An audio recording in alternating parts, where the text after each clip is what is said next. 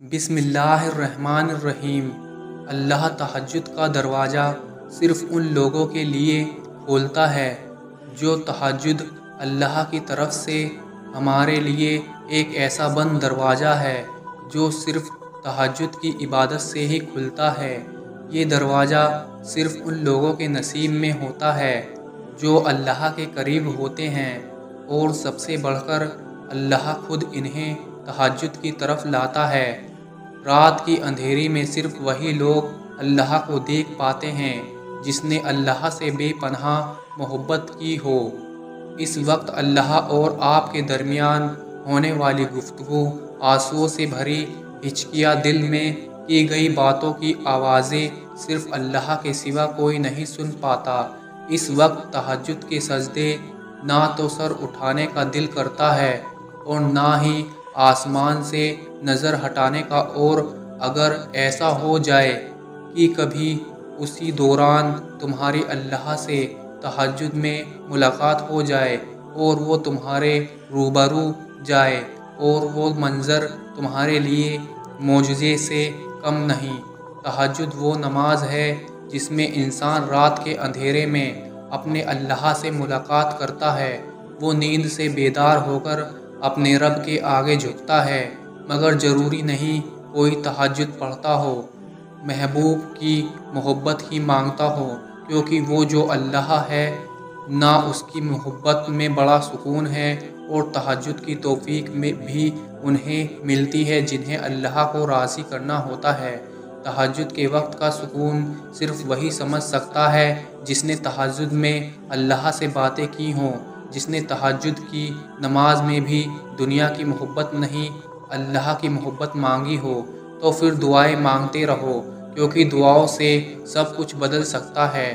جو تم نہیں کر سکتے وہ دعائیں کر سکتی ہیں، پھر بھلے ہی وہ کام تمہاری نظر میں لاکھ ناممکن ہی کیوں نہ ہو۔ دعائیں کن کی طرح ہوتی ہیں جو معجزے بن کر تم تک واپس آتی ہیں، اور اللہ تعالیٰ نے قرآن پاک میں فرمایا ہے، کہہ دو میرے ان بندوں سے جنہیں حالات ناممکن لگ رہے ہیں، میں ہر شے پہ قدرت رکھنے والا ہوں۔ قبولیت اور معجزوں کے اشارے اللہ یوں بھی دیتا ہے کہ نہ آپ کے دل کو انتظار سے تھکنے دیتا ہے اور نہ ہی آپ کی زبان سے دعاؤں کا سلسلہ رکنے دیتا ہے۔ ایک بات یاد رکھیں کہ ہماری زندگی میں کچھ بھی ہو، جتنا مشکل وقت ہے، جتنے پیچیدہ حالات ہیں اور کتنی ہی پریشانیاں درپیش ہیں، سب کچھ وقتی ہے۔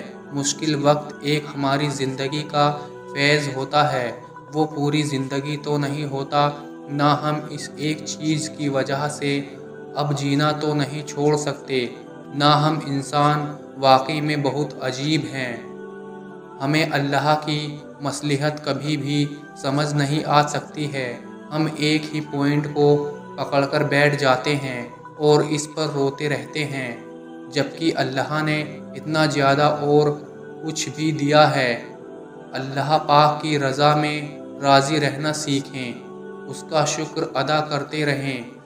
تمہارا بار بار تڑپ کر مانگنا اس بات کی علامت ہے کہ اللہ کو تمہارا مانگنا پسند آ گیا ہے، اور اب بہت جلد وہ تم سے راضی ہو کر کن بھی فرما دے گا۔ اللہ چاہے تو آپ کو سب مل سکتا ہے، اور اگر وہ نہ چاہے تو آپ کچھ نہیں کر سکتے۔ خود کو اللہ کے سپرد کر دیں، پھر جو چیز آپ کو پسند ہے بہترین وقت پر آپ کی جھولی میں ڈال دی جائے گی۔ اللہ سے مانگنا ہر کسی کے نصیب میں نہیں ہوتا ہے۔ اگر تم مانگ رہے ہو تو یہ اللہ کی دی ہوئی توفیق ہی ہے، تو پھر اداس مت ہو۔ جس نے توفیق دی ہے نہ وہ بہترین وقت پر قبول بھی ضرور کرے گا۔ جو کہانی تہجد تک پہنچ جاتی ہے پھر وہ کبھی ادھوری نہیں رہتی۔ چاہت سے نصیب تک کا جو فاصلہ ہے وہ بس ایک دعا ہے۔ تہجد میں بہنے والا ہر آنسو اللہ سے کن کہنے کی سفارش کرتا ہے۔